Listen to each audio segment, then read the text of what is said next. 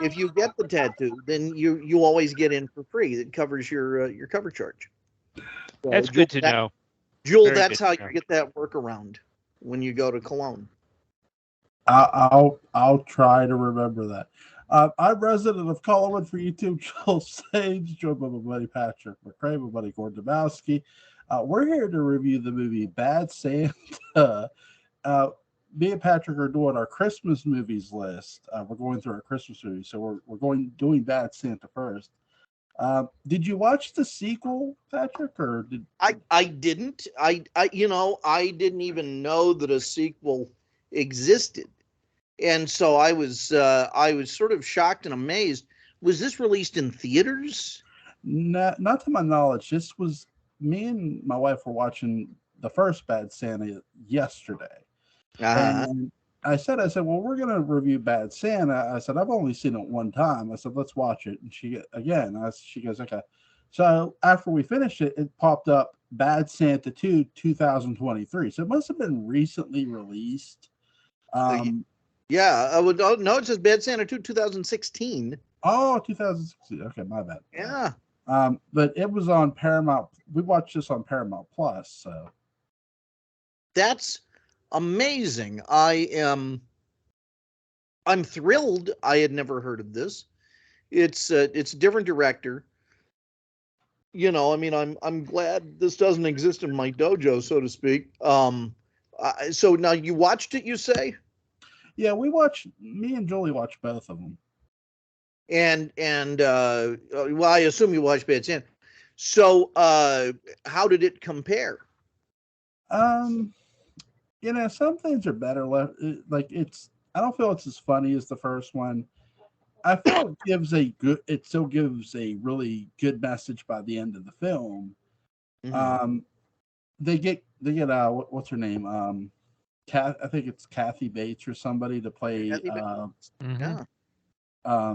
the guy's mother, Mm-hmm. and she's a crook. She was in prison, and you sort of get his backstory. You get Billy Bob Thornton's character's backstory a bit in this movie, which is interesting. It make that part makes it interesting, and I love the fact that they actually filmed this in Chicago. Part two. Well, there you go. Yeah, and you know what may have been the confusion, Patrick, is that it was released as Bad Santa 2 Electric Boogaloo. So that That's might have confused you. sure. But we're here to discuss Bad Santa One, which also stars Billy Bob Thornton. So, Patrick, when did you first see this movie, dude? I saw it when it was released. There you Uh, go. so whatever year that was, what was it, 03 or something like that, 04, 05, one of those with an O in it. When was Bad Santa released? I remember with whom I saw it.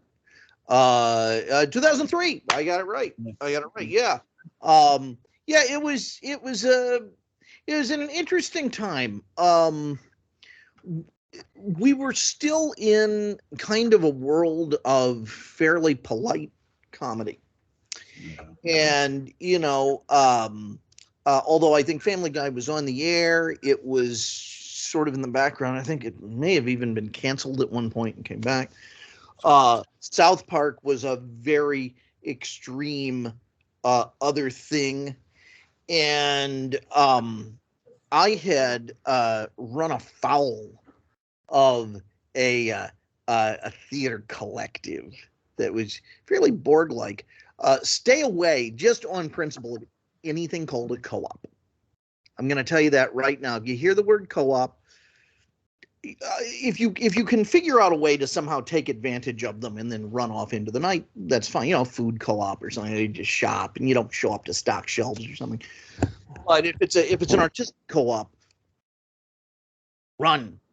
And they had given me these medieval comedies. It doesn't matter. Anyway, I had made a very funny play, and I know it was funny because a bunch of people laughed, and it was rude.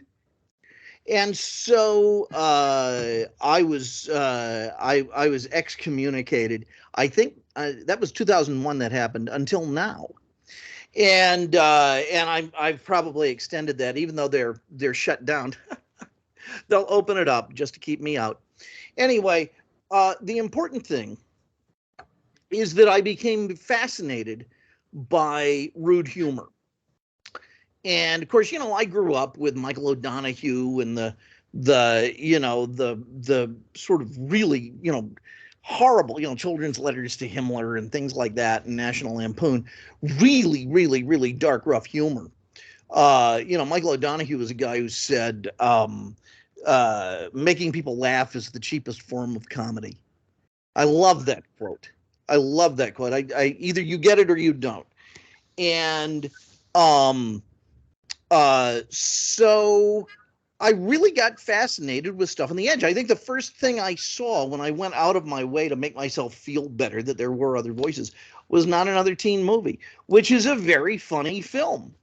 And this, a year or two later, I went to see with my lawyer, not to protect me, although it might not have hurt, but he's a man with a good sense of humor, and we loved it.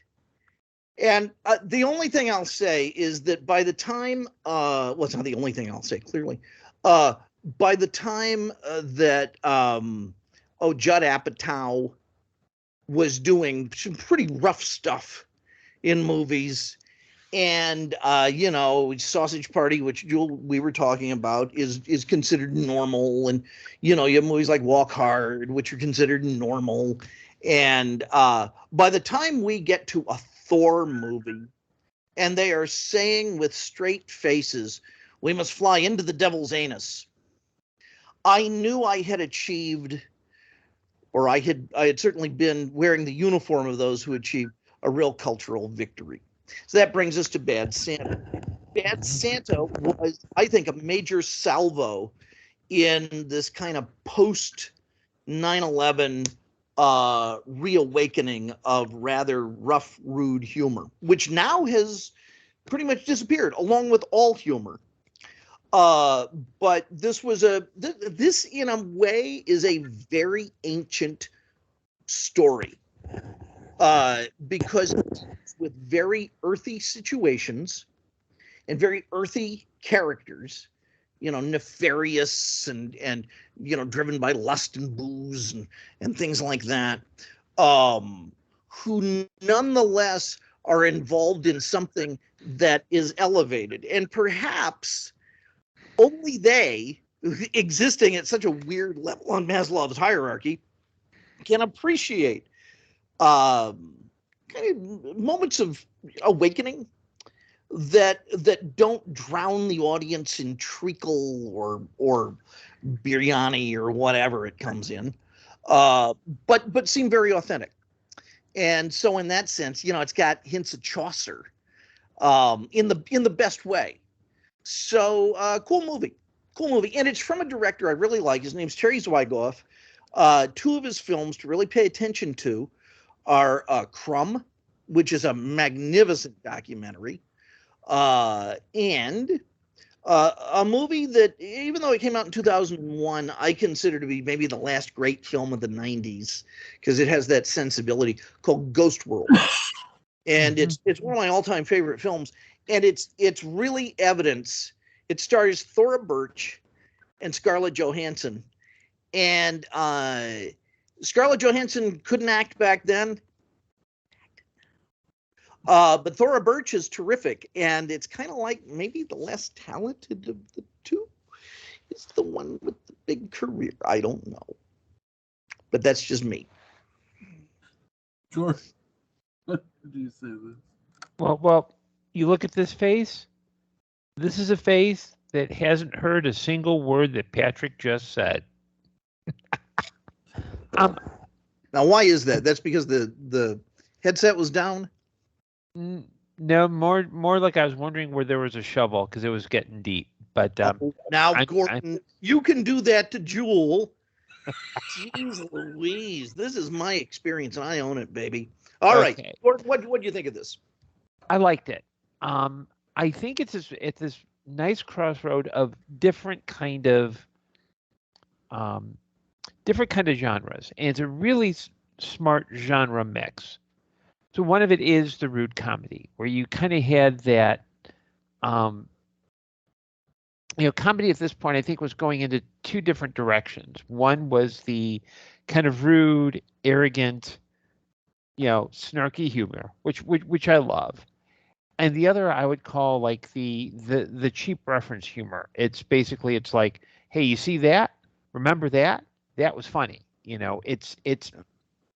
And I think this does a really good job.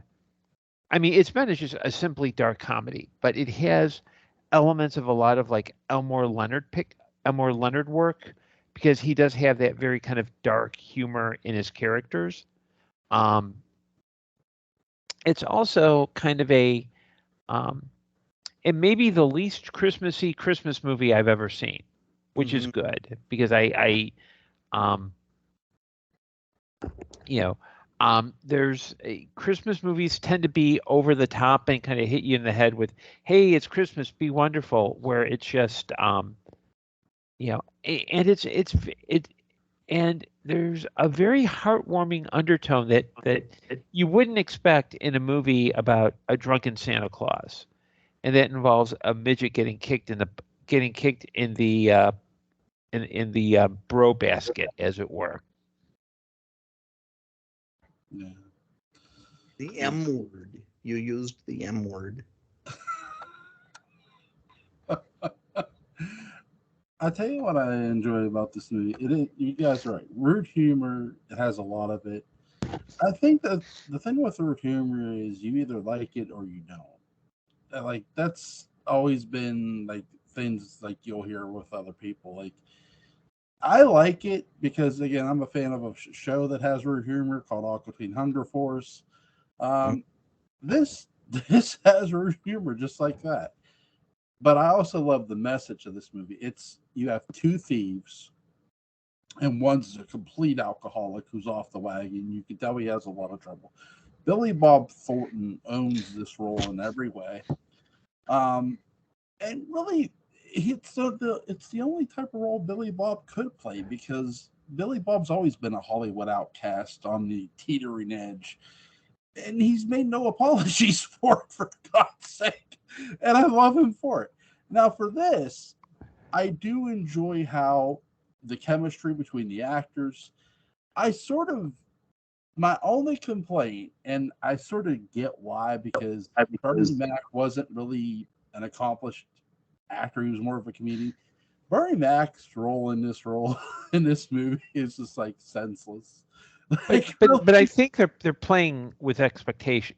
I took it as playing with expectations, because you would expect Bernie Mac to either be, one, a lovable goofball who is ineffective as a security chief, or two, kind of your this would be his turn as a hard ass by the book. And no, he's basically corrupt. He's like, hey, yeah, I want half. Well, you can get 30%. No, I want half. 35%. No, I want half. And so I think, and it's sometimes there's sometimes you cast because it's a popular leading man, and sometimes you cast because they're in one thing, and you're using that deliberately. So, like, to go back to an earlier conversation we had about Vertigo, yes, Jimmy Stewart in his westerns may have played a man who's seeking vengeance, but when you look at his overall career, he's more like he was the Tom Hanks of his generation, where Hitchcock played with that expectation because he knew, okay, Stewart was always kind of the nice guy. And I don't think Hitchcock was particularly a fan of westerns except for John Ford, but he knew he can just make Jimmy Stewart maybe a little bit more, give him a little bit more of an edge. Here with Bernie Mac, this is the kind of role that you would think in any other comedy would go either buffoon or really super competent and a good antagonist. And here he's just, he's like, okay, I'll listen to you, but he's in it for himself. One of John Ritter's final films is this movie. I think it was his final film. Yeah. Well, this and Bride of Chucky were his last two, I think. I think if he were alive right now, he'd be prouder of this film than Bride of Chucky. Yes, I think that it doesn't take a film snob to say that, even though I will. Yeah. Because I think this was dedicated. Did they dedicate Bride? Yes, Yeah. they did. Yeah. They did at the very They end. did. Yeah. Well, this is still a better movie, and I haven't even seen it. I've seen both.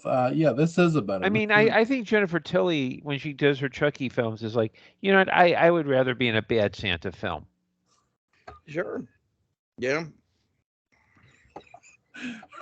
Jennifer Tilly would be interested in a Bad Santa film. But yeah, this movie is better than Bride of Chucky, trust me. Which was an interesting concept at the time. But this here is way better. John Ritter in this movie, my wife pointed out about his character from Three's Company. She's like, hey, it's playing in this movie. And I'm like, yeah. Yeah, John Ritter's an interesting actor. He's an actor I always liked. And I remember when I got to college, my acting teacher, who was around John Ritter's age, hated John Ritter. He just thought he was a bad actor. And I could never really figure out why. He said he indicated a lot. And I never saw that. I saw some really wonderful, sensitive performances from Ritter. He's great in this film. He's great in Buffy the Vampire Slayer as an android. And just a really fascinating actor. Good on a series called Hooperman, which was the first of what they called dramedies back in the late 80s. But to my point about my acting teacher, I think they were both up for the same parts at the same time. And I think Ritter got a few out from under him. I think that's what his issue was. Shh. I'm just saying. What's the, like, when you look at comedy then, like movies like this and the sort of the lack of comedy now, or the comedy that is out there now, how would you sort of rank it against this? Or compare it, if you will? Well, I mean, the first thing that comes to mind, not to be a jerk about it, but is that they're not making comedies anymore. Yeah. I mean, they just aren't. There are essays on YouTube, my friend, about this very subject. So that's the first thing. But it's also just a refreshingly well-made movie. It's a mid to low budget, for a studio film, movie by a good director with integrity and individuality that stands on its own. It combines a lot of disparate elements very well. It's the sort of thing that should not be good. Is looking at the trailer, hearing the concept, is like, oh, yeah, okay, whatever. But it's terrific. It's very well written. I'm always interested in what the characters are doing, and they're never doing what I expect. And I like that about it a lot. And it manages to have this, situation with the kid. And it's never quite what you expect. And that's Terry Zwigoff. That's a quality in Ghost World also, where it kind of just gets so close to being what you think it's going to do, and then it goes over that way. And they just don't make those films now. I don't know. YouTube is awash in videos analyzing why movies are so bad. Movies have gotten beyond bad. Yeah, they've become people attacked by them. Yeah, it's kind of, integrate Joel's question. But a lot of modern movies, the comedy is all about quips and wisecracks and jokey jokes.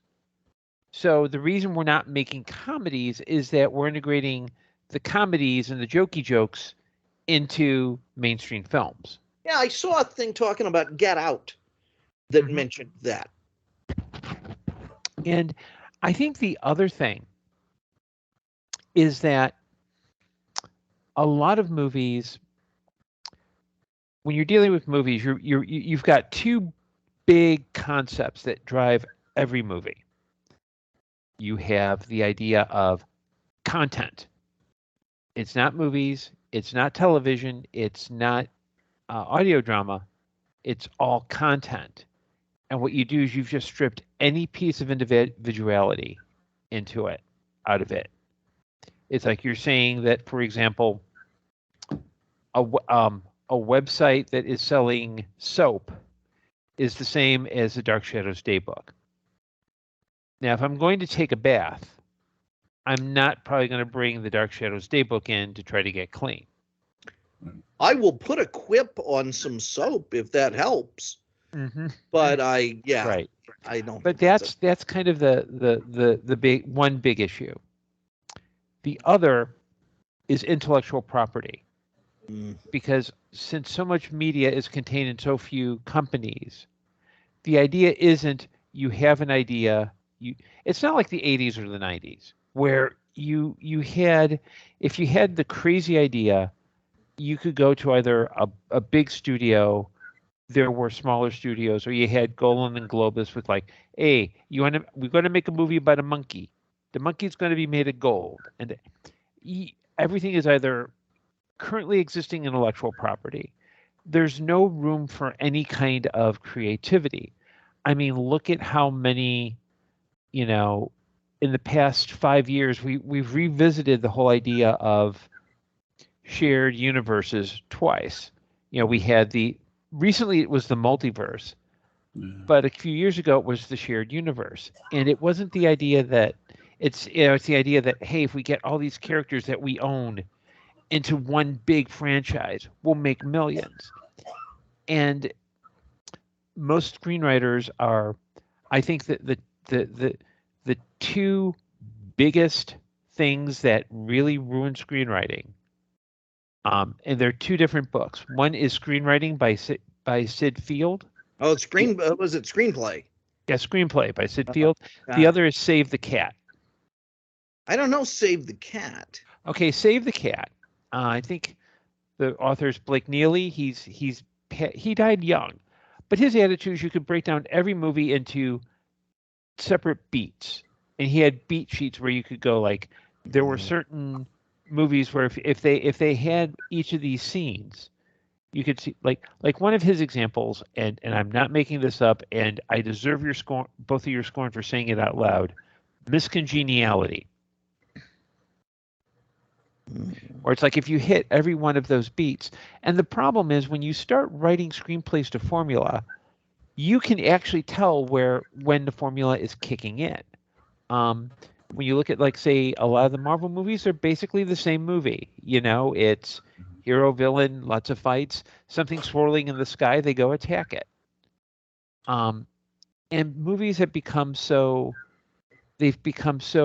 identical. They've become driven less by, a lot of movies now are kind of like the worst form of comedy in the early 2000s. It's that pop culture reference. Hey, look, here's the thing. You get the thing? You get the thing? Get it. Mm-hmm. Yeah. And I think, I'm probably one of the few people who hasn't bothered to see either the Barbie movie or Oppenheimer. It's like, it's not that they're bad. It's not that they're bad, and I may watch them at some later point, but it's like you can't. We need the other thing that I think has really ruined movies is that we are a lot of movie viewers are focused on the opening weekend results. If you're going to a movie just to make sure that it earns box office in its first weekend, and you're obsessed about that, you need to get your priorities straight. You should be. Go ahead. No, I was just going to say that's where we now deal with the oppression of the spoiler phobe, where the spoiler phobe comes in and stifles any conversation about a film that's come out just because you happened to see it before them.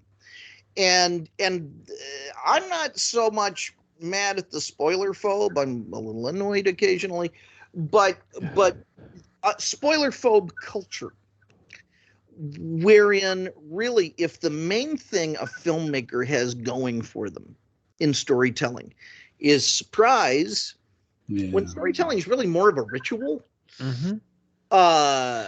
then maybe the movie is good once. Yeah. But that, to me, when I know that there are big twists and turns, I want them before I go into the movie, because I don't want to sit there going, okay, it's a red doorknob. Oh, he's a ghost. Okay, fine. Where I spend the whole film, I'm distracted by that. I don't want that. I proudly spoiled the James Bond death in whatever this last thing was. I didn't even bother to see, because I thought it was so insulting to audience members. They might as well be insulted by me than have to pay $18 for it. And if they don't like it, they can drop off my Facebook feed. That's fine. Yeah, and Bad Santa. I mean, when you look at the, it reads more like a bad Saturday Night Live trailer parody. Yeah. It's like, hey, he's Santa Claus. He's drunk. He's wacky. But this isn't actually a well thought out movie. It's fun and it's funny. And I think that's Jewel had asked how compared to other comedies. I'm going to go out on a limb. I'm going to compare this to two of my favorite kind of comedy, kind of my favorite eras of comedy, which is I love the Marx Brothers and I love the Three Stooges. Because the Marx Brothers, you're thinking, oh, okay, they acted silly, but Groucho was very much a, you know what, I do not give a fuck what you think. Excuse the language, but he's just like he just spoke his mind.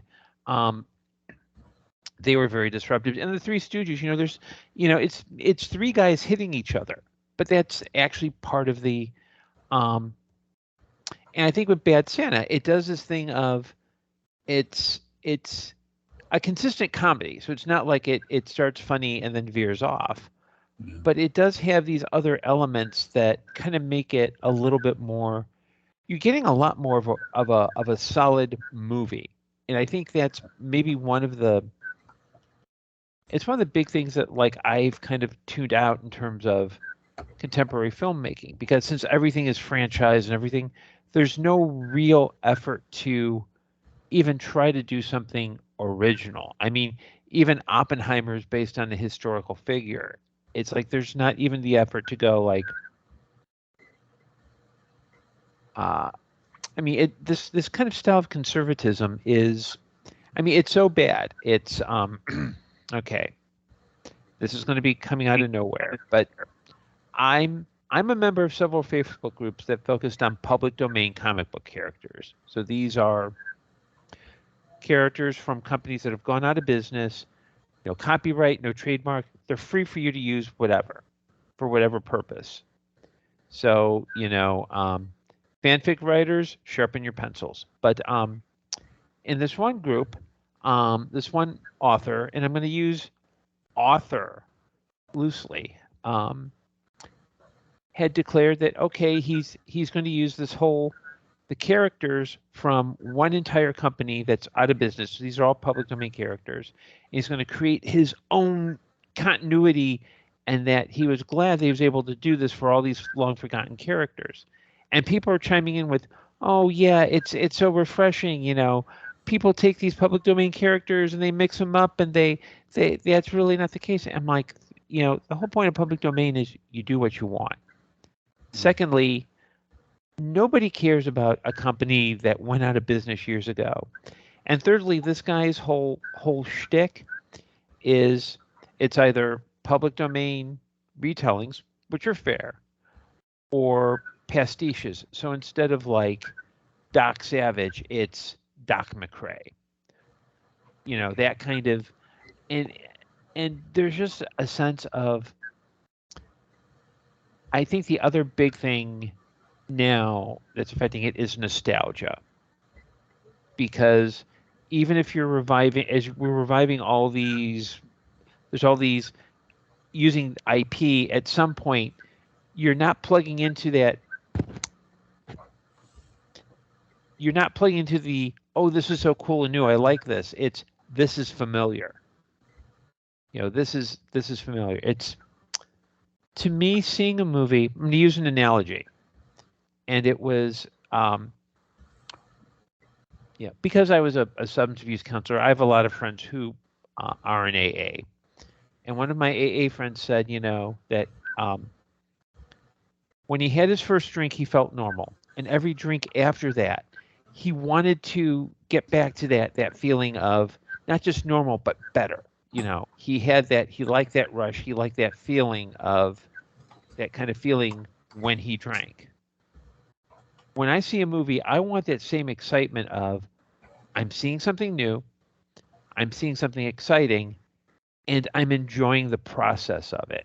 I'm not just sitting I'm not just sitting back and going, okay, this is dull, this is boring, or okay, it's Spider-Man again, or it's Batman again. Mm. And this actually had, I had never seen this movie before this morning. And I watched it specifically for this podcast. So you're welcome, Jewel. But I think I'm glad I saw it because it was actually a lot more enjoyable than I thought it would be, because I thought it was going to be a dumb, stupid early 2000s comedy, and it wasn't. It's like The Ninth Configuration. The first time I tried to watch it, I was like folding laundry, and I couldn't quite connect. So if I had recorded the podcast that night, I probably would have said, I couldn't get into it, I was distracted. But The Ninth Configuration is not a movie that you have on the background. And a lot of movies are made to be background noise. They're not made to be movies. So I set aside time before the podcast. Again, you're welcome, Jewel. And I watched the whole thing, and I realized, it was a very enjoyable film. I could see why you gushed about it. When we recorded it, you gave that very wonderful speech, which then Jewel spoiled by asking me who I think Killer Kane should beat up. Which just proves that Jewel did not watch it. Jewel, you need to. I think next time when Patrick suggests a film, you need to watch it as its own piece. Like that's why I told you I wouldn't answer that question, because that is such a disconnected question from what the film is about. It's not that kind of film. Now, if you ask me if Willie from Bad Santa went up, who I think he should go up against, I think he could kick Michael Myers' ass. I think he'd just be like, he'd grab his flask, he'd like soak Michael in booze, throw a lighter at him.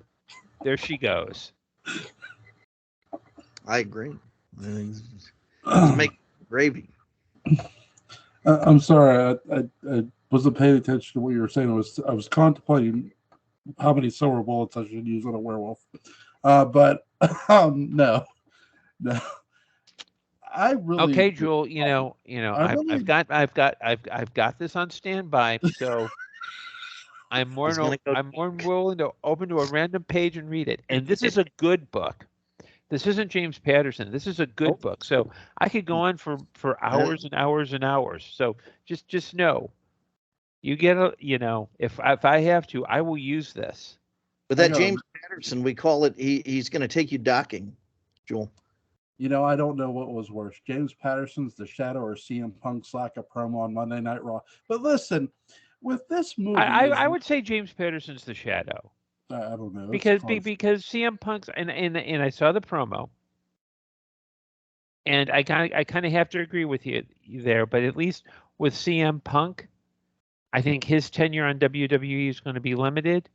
Yeah. And I think we should get back to talking about Bad Santa, because I think Billy Bob Thornton could whoop CW Punk's ass. Wouldn't you agree, Patrick? Yes, I would. I love how they call his character's name is Willie, because immediately I thought of Willie Loomis. When I watched this movie, but I really enjoyed Billy Bob Thornton's performance. This movie, it's funny from start to finish. It nails all the humor, but it knows when to be serious without being too serious. It knows when to be serious and stop being funny for that moment. And I really enjoyed that from a writing standpoint, watching the movie over back again. Like, I enjoyed all the characters. They were fun. They made sense. And I really enjoyed, again, Billy Bob Thornton's chemistry with his co-stars was really good. And I had forgotten about the twist at the end of this movie, how the Santa's Little Helper turns on Billy Bob Thornton's character. I'd forgot about that. And I heard the gun click. Wait, is that a secure? Oh, that's right. Yeah. What did you guys think about that? I love the fact that it was never telegraphed. Yeah. It wasn't. Yeah. You know, it's like for me the difference between a really good screenplay and a really bad screenplay is that I can't predict what will happen. I remember once I was watching, I was bored and I was watching the movie Bruce Almighty with Jim Carrey. And it's the one where he gets God powers. That God says, okay, and like every other scene, I could see like, okay, he decides, okay, well, I'm going to have the world, I'm going to let the world email me to ask them their questions. I'm thinking, okay, yeah, that he's going to get a lot of he's going to get a lot of calls. It's like, okay, I'll write this request in a sticky note. Minutes later, he's got a ton of sticky notes. And there's a great documentary called Tales from the Script. I'm not sure if it's streaming anywhere, but the guys who wrote it were like patting themselves on the back, and they were talking about how they had written, which never got produced, but this follow up. And I wanted to say, you two are the biggest hacks in Hollywood. You are both. They're congratulating themselves because they had this movie, and it was it was bad because I could predict it without even saying it out loud. You knew where the story was going to go. Here, like even the relationship with the kid, you never quite sure where it was going to go. But that whole twist at the end with Billy Bob getting betrayed, that is never even indicated. There's not even like some screenplays would give you a hint, even if it was just someone saying, you know what, I can't deal with this anymore. It is never telegraphed. It's perfect. This is in a masterclass on screenwriting, this film. Seriously. I mean, I agree. And even though I know that moment is coming, as I'm watching the movie, in subsequent viewings, I keep looking for tells, and it doesn't do it because he is such a good con man. He's not going to give something to the audience. Like it makes sense that the Santa's Little Helper guy portrayed Bernie Mac's character. That made sense. Like you could understand why that happened. But then when he portrays his own partner, it's like, holy shit. Like I wasn't at first I'm thinking, because I did remember that Billy Bob's character had the one kid send a letter, and he was never sure if the kid actually sent it. He did. And I'm thinking, well, wait, at first I thought, well, did somehow he find out about the letter? No, he didn't. But the twist at the end of him pointing, he's like, and he explains the reasons. He goes, you're getting drunker all the time. You're too worried about sex. Like, no, I can't do this anymore. And but the fact that it's that intense, it's not a funny moment, but it's a really holy shit moment. You didn't see it coming. Because I think the other thing too is that with that particular betrayal, he's full of shit. Excuse my language. He's lying. Right. He's saying, "Oh, you're drunk or you're out of control." No, it's actually he's doing it because, and a worse movie would have cranked it up and made it a lot more melodramatic. But here, I think it has the element of, instead of doing another version of the screenplay might have had him say, I could give you the excuse if you're drunk, you're out of control, but really, I just don't want to share money with you. Yeah. Which is, I imagine, exactly how things like that would go. Mm-hmm. Yeah. Really, really fun movie to watch from start to finish. Is there And anything you guys want to add? it's very Christmassy. Yeah, it It, is. in a primal way. So I like that too. Yeah, these movies are off our Christmas list. The movies we're talking about are off me and Patrick's Christmas list. This was number 5 on Patrick's. Really, really great Christmas movie, and it's a fun comedy too. That's the thing about Bad Santa. Like, it's a movie that it's heartwarming near the end, and has a really good message by the end of the film. And hey, it's a Christmas movie as well. Is there anything you guys want to add about Bad Santa before we get on out of here? No, it's a good movie. And it's available to stream for free on demand at Pluto TV. You'll have to put up with quite a few commercials, or in my case, the same commercial multiple times, but it's worth it. It's worth the view. It's also streaming on Paramount Plus if you want to watch it there. That's where I watched it. So it's Patrick's turn to pick an episode for tomorrow night. Yes, and I'm gonna suggest a pair of episodes. Ooh. Okay, 7:59 and 7:60. Ooh. What time do you guys want for tomorrow? 10 o'clock. Okay, Yeah, 10 o'clock. Okay, I'll see you guys tomorrow at 10 o'clock. And let's hold a second before I let you guys in. How's let's see, Saturday for, well, I know Friday we're doing on Her Majesty's Secret Service, right, with Butch. But how's Saturday for the movie Dark Angel? It's my number 5 on my Christmas list. That's fine for me. Yeah, Okay. I'm probably might not be able to make it because one of my friends is doing a late Thanksgiving, so I need to submit plans on that. So I probably, count me out on that one. That way, at least you guys, that way you don't have to worry about whether you need to work around my schedule. Okay. It's about a killer alien, Gordon. I think you'd enjoy it. Well, these friends are out about in Wilmette, which is quite a distance from me. So I can't guarantee that by the time I get home, I'm either going to be, I might be too tired to attend, or, more than likely I'd fall asleep while you were talking, Joel, and that would just be very rude. Yeah. Funny as hell, but rude. Links to Gordon Dymowski's Amazon page is going to be in the description box. Links to Patrick McCray's The Dark Counties Day book about is going to be in the description box. Ladies and gentlemen, our review of Bad Santa. Gentlemen, I'll see you tomorrow night. All right. Bye-bye.